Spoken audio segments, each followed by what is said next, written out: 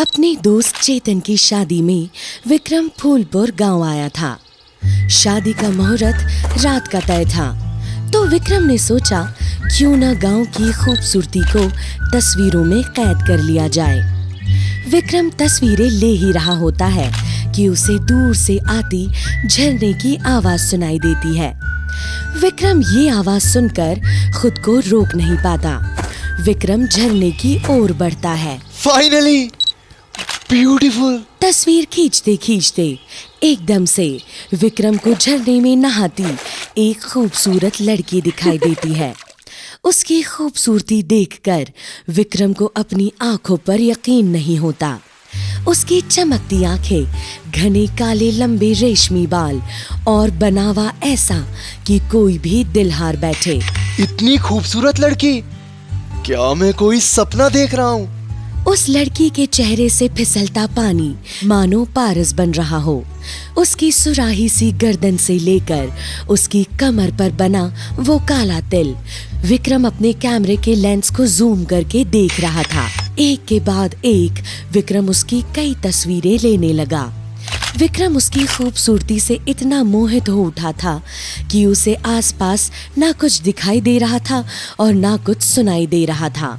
विक्रम उसकी खूबसूरती में खोया ही था कि अचानक कौन है आप? मेरा नाम बिरजू है सहरी बाबू।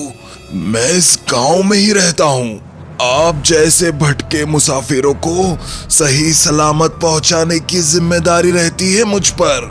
आपकी उम्र के हिसाब से कुछ ज्यादा ही जिम्मेदारी दे दी है आप पर। विक्रम बूढ़े बिरजू काका के आने से बेहद हताश होता है, जो उसके और उस झरने वाली लड़की के बीच खलल बनकर आ गए थे। वैसे मैं कोई भटका मुसाफिर नहीं हूँ, एक फोटोग्राफर हूँ। अपने दोस्त की शादी में फूलपुर आया हूँ।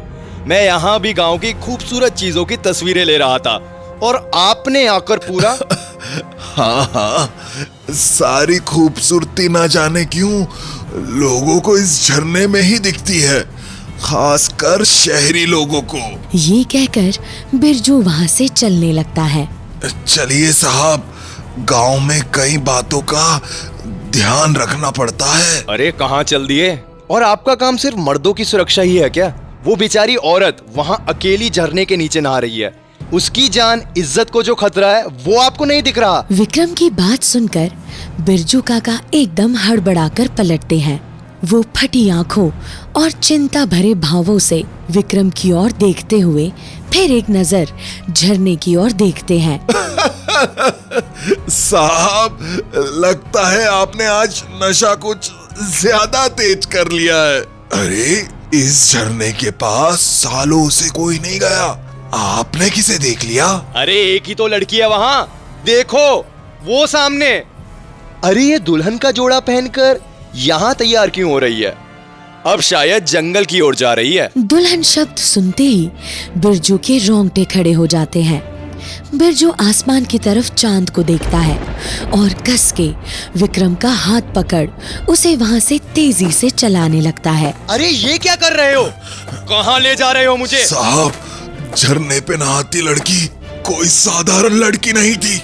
वो थी, आज पूर्णमासी की रात है। एक बार इस चांद की रोशनी उस पर पड़ गई, उसके अंदर की कामुक शक्तियां बढ़ जाएंगी। आज की रात उसके लिए बहुत खास होती है। आज की रात अगर वो मिलन कर ले तो वो और ताकतवर बन जाती है। कहते हैं आज जो उससे नहाते देख ले उसे वो अपना शिकार बनाती है। पहले उस मर्द में वासना के भाव उत्तेजित करती है और फिर उससे प्यार रचाकर। जाने दो साहब, आप जरा संभल कर रहना। और हाँ, गांव में खूनी वधू कहते हैं उसे सब। क्या बकवास कर रहे हो? बच्चों को सुनाना ये कहानी आप। साहब, खूनी वधू की कहानी फूलपुर के बच्चे बच्चे को पता है। सालों पहले इस गांव के मुखिया के बेटे वीर प्रताप सिंह के साथ भी यही हुआ था। खूनी वधू ने उससे ब्याह कर सुहागरात वाले दिन उसे मार डाला। उसकी चमकती आंखें, रूहानी आवाज किसी भी मर्द से जो चाहे करवा सकती है साहब। वो आज भी गांव में दुल्हन का लाल जोड़ा पहने अपने लिए दूल्हा ढूंढने निकलती है। बस बस, हे भगवान, 26 मिस कॉल्स। आज तो चेतन मुझे मार ही डालेगा। इन फिजूल की बातों में मेरे दोस्त की शादी ही छूट जाएगी। विक्रम बिना बिरजू की बात पर ध्यान दिए वहाँ से चला जाता है, लेकिन बिरजू समझ चुका था कि आज की रात एक भयानक रात होने वाली है। लो, आ गए मेहमान। अरे जंगल में मंगल तो नहीं कराया तू? नहीं भाई, मेरी स्टोरी का विलन आ गया था बीच में। पर एक बात तो है यार, गांव की खूबसूरती का जवाब नहीं है। एक ही दिन में प्यार हो गया तुझे इस गांव से? बोले तो तेरा भी मंडप लगवा दूं मेरे बगल में। चेतन विक्रम की बातें सुनकर उसे छेड़ने लगता है। नहीं भाई, तुम ही खाओ शादी का लड्डू। चेतन की सहराबंदी के बाद विक्रम भी तैयार होकर अपना कैमरा हाथ में लिए मंडप के पास पहुंच जाता है। विक्रम इधर उधर नजरें घुमाता है, मानो वो किसी को ढूंढ रहा हो। शायद विक्रम को उम्मीद थी कि वो खूबसूरत लड़की जो झरने पर दिखी थी वो इस शादी में होगी। विक्रम हर लड़की को बहुत गौर से देख रहा था कि शायद वो दिख जाए। गांव की लड़की है तो गांव की शादी में तो उसे आना चाहिए। साहब, जरा संभल के रहिएगा। आपका उसको नहाते देखना कोई ठीक संकेत नहीं है। तुम्हारा प्रॉब्लम क्या है यार? दूर रहो ना और अपने काम से काम रखो। विक्रम बिरजू की बातें टालते हुए फिर अपना कैमरा लेकर शादी में लोगों की तस्वीरें खींचने लगता है कि इतने में अचानक चेतन की दुल्हन के आते ही चारों ओर सब कुछ थम सा जाता है। आसपास गांव से अजीब अजीब डरावनी सी आवाजें आने लगती है। शादी की सजावट में लगे रंग बिरंगे बल्ब एक के बाद एक फूटने लगते हैं। तेज आंधी और बादल की गर्जन इशारा कर रही थी कि मानो कोई अनहोनी होने को है। ये क्या हो रहा है? सामने से लाल जोड़ा पहने एक खूबसूरत दुल्हन विक्रम की ओर बढ़ रही थी। ये चेतन की दुल्हन मेरी तरफ क्यों आ रही है? और ये तिल, इसकी कमर में तो ठीक उस झरने वाली लड़की जैसा तिल है। विक्रम की धड़कनें तेज हो रही थी। पहचाना विक्रम बाबू? तुमने देखा उसे? ये शादी रोकनी होगी। मैं अभी जाकर बोलता हूँ चेतन को। विक्रम अपने दोस्त चेतन को आवाज देने लगता है, पर उसके मुंह से आवाज नहीं निकलती। उसका शरीर बंध जाता है। फेरे पूरे होते ही दुल्हन की आंखें चमकने लगती है और बिना देरी किए वो विक्रम के दोस्त चेतन की गर्दन पर वार कर उसे मंडप में ही मार डालती है।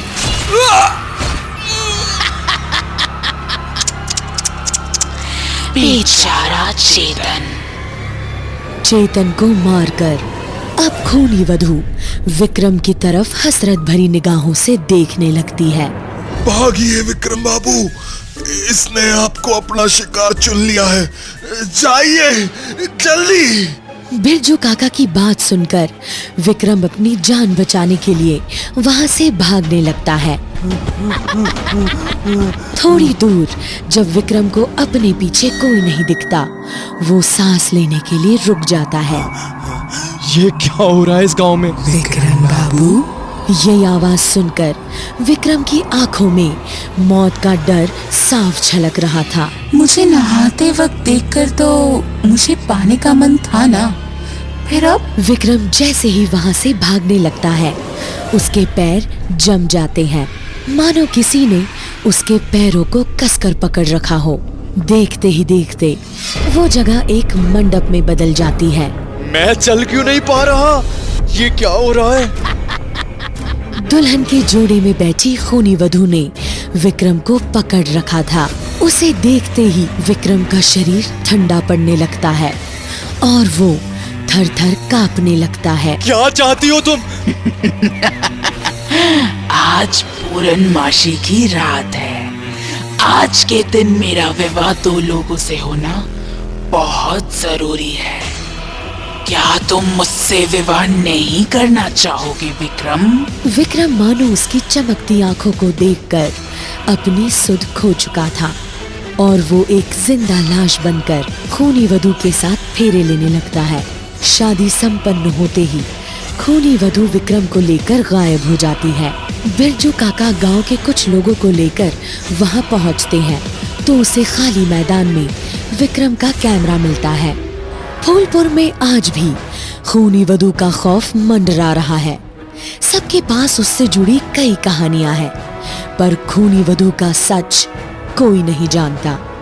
ये कहानी खूनी वधू से प्रेरित थी। खूनी वधू की कहानी जानने के लिए डाउनलोड कीजिए पॉकेट FM।